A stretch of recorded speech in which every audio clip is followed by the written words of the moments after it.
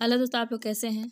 तो दोस्तों आज हम लोग क्लास कर रहे हैं सतवा क्लास आज है सीटेट का एसएसटी पेपर 2 के लिए, ठीक है ना।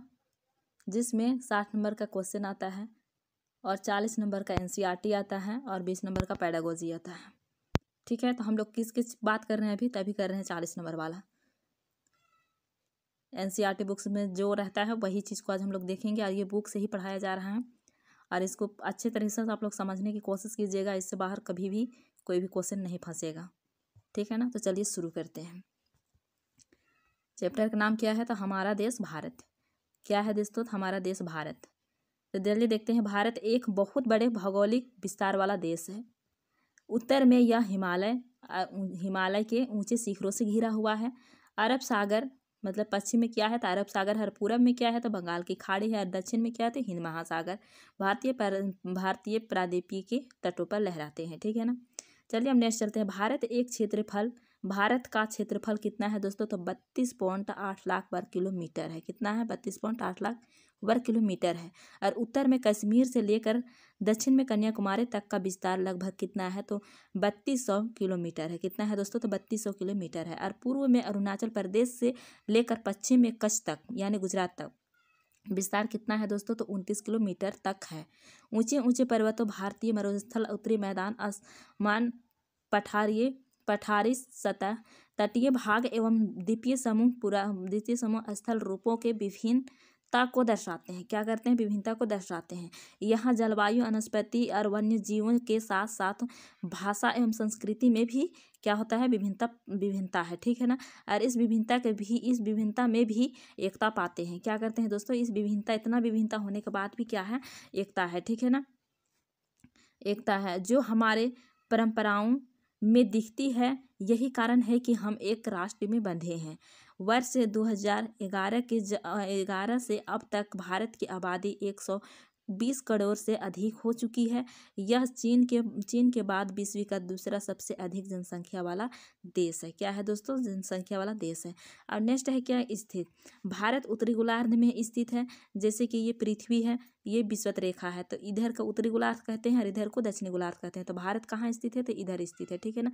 इसलिए उत्तरी गोलार्ध में स्थित है। कर्क रेखा 23.5 डिग्री उत्तर देश के लगभग कितना? लगभग मध्य भाग से होकर के गुजरती है, यानी 8 राज्य से होकर के गुजरती है, बीचों बीच से होकर के गुजरती है, ठीक है ना दोस्तों। और ये गुजरती है दक्षिण से उत्तर की ओर। भारत की मुख्य भूमि का विस्तार कितना है? तो 8.4 उत्तर तथा 37.6 उत्तर अक्षांशों के बीच है। और पश्चिमी से लेकर पूर्वी तक भारत का विस्तार कितना है दोस्तों? तो 68.7 पूर्व है। और फिर पूर्व तथा 97.25 पूर्व देशांतर के बीच है। क्या है? 25 के बीच है। उसका बाद फिर ये क्या है? अगर हम विश्व को पूर्वी एवं पश्चिमी गोलार्ध में बांटते हैं तो भारत की स्थिति किस गोलार्ध में होगा? मतलब पूर्वी और पश्चिमी की गोलार्ध में। जैसे कि ये एक पृथ्वी है और इधर के ऐसे वाला में बांटते हैं तो क्या हो जाएगा? तो भारत किधर हो जाएगा? तो भारत हो जाएगा पूर्वी गोलार्ध में। किधर होगा दोस्तों? तो पूर्वी गोलार्ध में होगा, ठीक है ना। चलिए नेक्स्ट देखते हैं। नेक्स्ट क्या है? जैसे कि आपने पहले पढ़ा है कि प्रत्येक एक डिग्री देशांतर के लिए स्थानीय समय कितना होगा? तो 4 मिनट होगा। अगर 1 डिग्री है तो इसको कितना होगा? तो 4 मिनट होगा, ठीक है ना। का अंतर होता है। और पश्चिम में गुजरात की अपेक्षा पूर्व के अरुणाचल प्रदेश से सूर्योदय लगभग कितना? तो लगभग 2 घंटे पहले होता है। मतलब गुजरात से पहले 2 घंटा पहले हो जाता है। कहाँ सूर्योदय निकलता है? तो अरुणाचल प्रदेश में निकलता है। कहाँ निकलता है दोस्तों? तो अरुणाचल प्रदेश में निकलता है। और पहले पढ़ चुके हैं कि 82.5 डिग्री पूर्व देशांतर के स्थानीय समय को भारत का मानक समय क्यों माना गया है? इस यमोत्तर को भारत का मानक यमोत्तर भी कहा जाता है।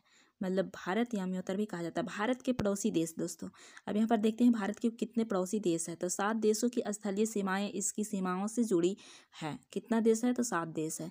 इसमें से देशों के नाम पता लगाइए। तो चलिए चित्र के द्वारा हम लोग नाम पता लगाते हैं, ठीक है ना दोस्तों। तो देखिए दोस्तों, यहाँ पर चित्र के द्वारा हम लोग नाम पता लगाते हैं कि कौन कौन सा देश है। तो यहाँ पर देख सकते हैं कि यहाँ पर यह पाकिस्तान है। फिर यहाँ पर छोटे से सीमाएं लगते हैं अफगानिस्तान। फिर इधर से चीन है। फिर नेपाल है, फिर भूटान है, और फिर बांग्लादेश है, और फिर म्यांमार है। तो कितना देश हो गया दोस्तों? तो 7 देश हो गया दोस्तों। कितना देश तो हुआ सो दो 7 देश हो गया, ठीक है ना। अब चलते हैं, ये अरब सागर है और ये बंगाल की खाड़ी है। चलिए नेक्स्ट चलते हैं। नेक्स्ट क्या है दोस्तों? तो नेक्स्ट ये राजनीतिक का भारत का चित्र है। यहाँ से देखिए ये कर्क रेखा गुजर रही है। क्या कर रही है? कर्क रेखा गुजर रही है, 8 राज्यों से होकर के गुजरती है, ठीक है ना। नेक्स्ट है दोस्तों, नेक्स्ट क्या है? इसमें से कौन कौन से देश है जिनकी सीमाएं समुद्र से नहीं जुड़ती है? मतलब कौन कौन सा ऐसा देश है जो समुद्र से नहीं जुड़ती है? तो यहाँ पर देख सकते हैं, इधर चीन हो गया है, अफगानिस्तान हो गया है, और इधर पाकिस्तान तो जुड़ता है समुद्र से।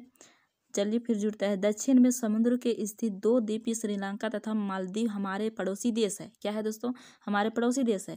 पाक जल संधि भारत को और श्रीलंका को अलग करती है। अगर बोला जाए कि पाक जल संधि किसको किसको अलग करता है, तो श्रीलंका और भारत को अलग करता है। किसको अलग करता है दोस्तों? तो श्रीलंका और भारत को अलग करता है, ठीक है ना। राजनीतिक एवं प्रशासनिक विभाजन। भारत एक विशाल देश है। प्रशासनिक क्रियाकलापों के लिए देश के 29 राज्यों एवं 7 केंद्र शासित प्रदेश है। क्या है दोस्तों? 7 से केंद्र शासित देश है, यानी अभी 29 नहीं है बल्कि 28 है। कितना है दोस्तों? 28 है। इस चित्र को देखिए, लेकिन इस चित्र से पहले थोड़ा सा हम लोग थ्योरी देख लेते हैं, उसके बाद ये चित्र को अच्छे से समझेंगे, ठीक है ना।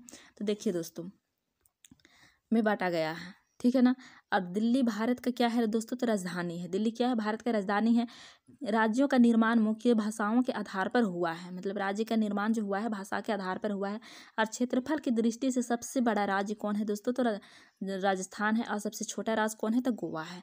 और राज्यों के जिलों में बांटा गया है, मतलब देश को राज्यों में बांटा गया है, राज्यों को जिलों में भी बांटा गया है। और भौतिक विभाजन। भारत में पाई जाने वाली भौतिक आकृतियाँ विभिन्न प्रकार की है, विभिन्न प्रकार की है, ठीक है। जैसे कि पर्वत हो गया, पठार हो गया, मैदान हो गया, तटीय तथा द्वीपीय समूह। उत्तर में बर्फ से ढका हिमालय संतरी का कार्य करता है। मतलब उत्तर में जो है वो बर्फ से ढका है और हिमालय संतरी का कार्य करता है। हिमजोड़ आलय, इसका मतलब होता है बर्फ का घर। क्या होता है दोस्तों? इसका मतलब होता है बर्फ का घर होता है। मतलब हिमजोड़ आलय का मतलब क्या होता है? बर्फ का घर। हिमालय पर्वत को 3 मुख्य समांतर श्रृंखलाओं में बांटा जाता है। कौन कौन सा बांटा जाता है? तो सबसे उत्तर स्थित श्रृंखला को बृहत हिमालय या हिमाद्री कहते हैं। क्या कहते हैं? बृहत हिमालय या हिमाद्री कहते हैं। और इसी श्रृंखला में विश्व की सबसे ऊंची शिखर है। कहाँ है? तो इसी श्रृंखला के ऊपर में विश्व की सबसे ऊंची चोटी है, जो कि माउंट एवरेस्ट है, ठीक है ना। माउंट एवरेस्ट है। और फिर मध्य हिमालय या हिमाचल हिमाद्री के दक्षिण में स्थित है। और बहुत से लोकप्रिय पहाड़ी स्थान यहाँ स्थित है। और 5 पहाड़ी स्थानों के नाम का पता लगाइए। शिवालिक, ये शिवालिक क्या है दोस्तों? तो सबसे दक्षिण में स्थित है। दक्षिण में कहाँ है? तो स्थित है। और ये श्रीलंका, ये श्रृंखला है। और हिमालय के दक्षिण में भारत का उत्तरी मैदान और स्थित है। ये मैदान समतल या सपाट है। क्या है दोस्तों? ये मैदान समतल या सपाट है। आप देख सकते हैं कि यहाँ पर थोड़े से चित्र में चलते हैं, चित्र को थोड़ा सा समझने की कोशिश करते हैं, ठीक है ना। आप देखिए, ये हो गया बृहत हिमालय हो गया, ये हो गया मध्य हिमालय हो गया, और ये हो गया शिवालिक, यानी शिवालिक हो गया। अब ये जो हरा जो दिख रहा है ना दोस्तों, ये क्या है? मैदानी इलाका है। और ये जो दिख रहा है ना दोस्तों, ये कलर का, वो है, ये है पर्वतीय इलाका। और पठारी, ये क्या है? पठारी है, ये पठारी इलाका है, जो कि ये त्रिभुजाकार है दोस्तों। ये क्या है? तो त्रिभुजाकार है। आप लोग देख सकते हैं कैसा है, ये त्रिभुजाकार है दोस्तों, ठीक है ना। ये त्रिभुजा क्या है? त्रिभुजाकार है, ठीक है। ये भी क्वेश्चन हमेशा बनते रहता है, ठीक है ना। और फिर ये क्या है? तो ये क्या है? तो अरवली पर्वत है, जो कि विश्व के सबसे पुराने पर्वत है, ठीक है ना। अरवली श्रेणी क्या है? विश्व की सबसे पुरानी श्रेणी है। आप चलते हैं नेक्स्ट देखते हैं, ठीक है ना। समतल तथा सपाट है, ठीक है। ये मैदान सिंधु, गंगा, ब्रह्मपुत्र तथा इनकी सहायक नदियों के द्वारा लाए गए जड़ों और निक्षेपों से बने हैं। क्या है? जड़ों निक्षेपों से बने हैं। और नदियों के ये मैदान कृषि के लिए उपजाऊ भूमि प्रदान करते हैं। यही कारण है कि यहाँ पर जनसंख्या क्या है? सबसे ज़्यादा है, ठीक है ना। सबसे ज़्यादा जनसंख्या मैदानी इलाका में है, ठीक है। और भारत के पश्चिमी भाग में भारतीय मरुस्थल स्थित है, यानी कहाँ पर? तो राजस्थान में बोला जा रहा है, ठीक है ना। शुष्क, गर्म तथा रेतीली स्थान है। क्या है दोस्तों? तो सूक्ष्म, गर्म तथा रेतीली स्थान है। यहाँ वनस्पति की मात्रा बहुत कम है। मतलब यहाँ पर वनस्पति का मात्रा बहुत कम है दोस्तों। क्या है? बहुत कम है। उत्तरी मैदान के दक्षिण में प्रायद्वीपीय पठार स्थित है। क्या है? उत्तरी मैदान की दक्षिण में प्रायद्वीपीय पठार स्थित है। इसी आकृति को त्रिभुजाकार कहते हैं, जो कभी हम लोग ऊपर में देखे, ठीक है ना। और इसका धरातल काफी ऊंचा नीचा है। क्या है? समतल नहीं है बल्कि काफी ऊंचा नीचा है। इस क्षेत्र में बहुत सी पहाड़ी श्रृंखलाएं तथा घाटियां स्थित है। मतलब बहुत सी पहाड़ियां हैं, श्रृंखलाएं हैं और घाटियां भी स्थित है। और फिर इसके उत्तर पश्चिम में अरावली श्रृंखला है, जो कि हम लोग देखे, जो कि पुराने है ना, जो विश्व की सबसे पुरानी श्रृंखला है दोस्तों। क्या है? जो कि विश्व की सबसे पुरानी श्रृंखला है। और विंध्या एवं सतपुड़ा भी एक महत्वपूर्ण श्रृंखलाएं हैं जो मध्य भारत में है, ठीक है ना। और श्रृंखलाओं से होकर के नर्मदा तथा तापी नदी बहती है। कहाँ बहती है? ये पश्चिम की तरफ बहने वाली नदियां हैं। कहाँ? तो पश्चिम की तरफ बहने वाली नदियां हैं और अरब सागर में जाकर के गिरती है। कहाँ गिरती है दोस्तों? तो अरब सागर में जाकर के गिर जाती है, ठीक है ना। और फिर क्या है कि इस पठार के पश्चिम में पश्चिम घाट या सांदरी तथा पूर्वी में पूर्वी घाट स्थित है। पूर्वी घाट स्थित है। पश्चिम घाट की विस्तार एक समान रूप है और जबकि पूर्वी घाट के बीच बीच में टूटा हुआ है तथा आसमान है, ठीक है ना, आसमान है। और इस पठारों में खनिजों जैसे कोयला एवं लोहे आवश्यक प्रचुरता मिलता है दोस्तों, ठीक है ना, प्रचुरता मिलता है। अब यहाँ पर जो बोला गया है, क्या बोला गया है, इस बात को थोड़ा सा समझते हैं हम लोग चित्र देख करके, ठीक है ना।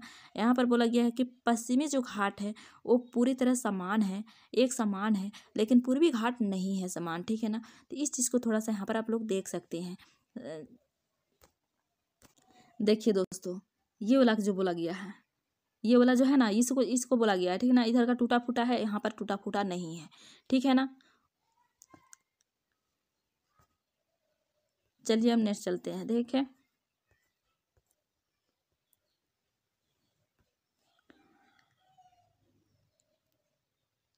इस पठार में क्या होता है, तो खनिजों का, कोयला एवं लोहा का आवश्यक प्रचुरता मिलता है, ठीक है ना। और फिर पश्चिमी घाट के पश्चिमी में तथा पूर्वी घाट के पूर्वी में तटीय मैदान स्थित है। और पश्चिमी तटीय मैदान काफ़ी संकरे हैं। मतलब जो तटीय मैदान है वो काफ़ी संकरे हैं। और पूर्वी तटीय मैदान में क्या है दोस्तों, तो ये संकरीय है जो कि उधर है, और इधर वाला अपेक्षाकृत चौड़े हैं। मतलब उधर से चौड़े हैं, जैसे कि ये भारत है तो इधर वाला संकरे हैं और इधर वाला इधर से अपेक्षा में चौड़े हैं, ठीक है ना।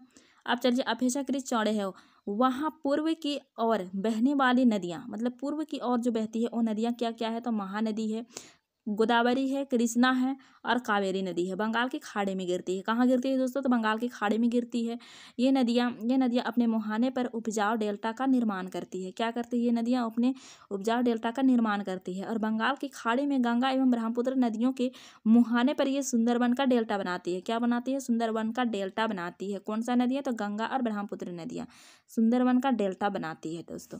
अब यहाँ पर थोड़ा सा देख लेते हैं इसके बारे में, ठीक है ना। ये परवाल छोटे समुद्री जीवों के कंकाल है।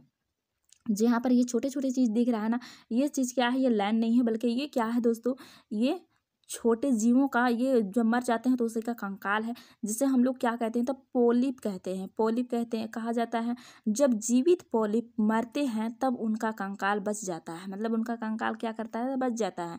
अन्य पोलिप की वृद्धि इन ठोस कंकालों के ऊपर होती है। मतलब अन्य पोलिप जो होती है उसका ऊपर होते जाती है और बढ़ते काफ़ी ऊंची हो जाते हैं तथा इस प्रकार परवाल द्वीपों का निर्माण करते हैं। मतलब परवाल द्वीपों का क्या करते हैं? तो निर्माण करते हैं, ठीक है ना। परवाल द्वीपों का दिखाता है, ठीक है, जैसे कि यहाँ पर देख सकते हैं।